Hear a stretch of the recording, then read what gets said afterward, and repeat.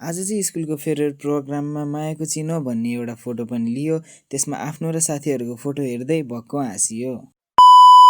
All right everyone, welcome back to my mini vlog. सन्चै हुन्छ, म पनि सन्चै छु। म फेरि आइसकेको छु नयाँ मिनी भ्लग लिएर दिप्सने। आज चाहिँ स्कुलमा हाम्रो फेयरवेल प्रोग्राम भएकोले हामीहरू चाहिँ सिधै लाग्यौँ स्कुलतिर। सुरुमा त रमाइलो हुन्छ जस्तो लागेको थियो, तर स्कुल पुगेपछि त यता पनि हल्ला छ उता पनि हल्ला छ, हल्लामा खल्ला के हो। बल्ल बल्ल सरहरूको भाषण सकेपछि हामीहरू सबैजनाको फोटो वितरणको कार्यक्रम सुरु भयो र सबैजनाले फोटो भट्टाभट सबले लिएपछि लास्टमा मेरो पनि पालि आयो।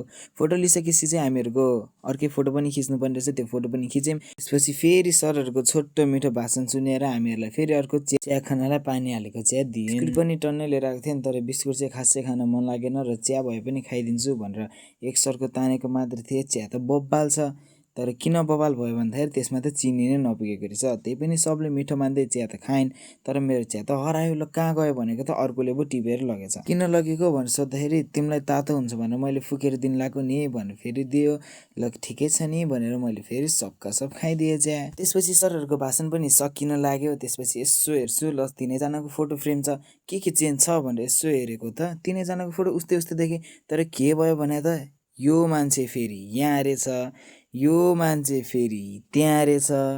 अनि तपाईँहरूले हेर्ने भ्लग त्यो वाला मान्छेको फोटो चाहिँ यहाँनिर रहेछ। ल के छ र भनेर आफ्नो फोटो र आफ्नो मुख हेर्दा त अर्कै लाग्यो। ल केही छैन जस्तो लाग्यो। अनि सबैजनाको फोटो सोटो सब सकेर हामीहरू सिधै ग्राउन्डतिर लाग्यौँ। ग्राउन्डमा रमाइलो गर्ने रे।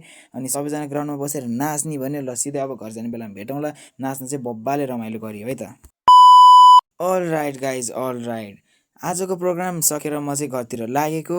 आजको भिडियो कस्तो लाग्यो भनेर कमेन्ट गर्न नबिर्सिनु होला र लाइक कमेन्ट सेयर सब्सक्राइब गर्न नबिर्सिनु होला। दिप्सने आदिले त चिन्नुहुन्छ होला, कतिले चिन्नुहुन्न, त्यसैले अबदेखि चिनेर राख्नु भन्न अनुरोध गर्दछु। र यति भन्दै आजको मिनी भ्लग यति नै। कस्तो लाग्यो कमेन्ट गर्न नबिर्सिनु होला। आजको लागि यति नै। ल टाटा बाई बाई।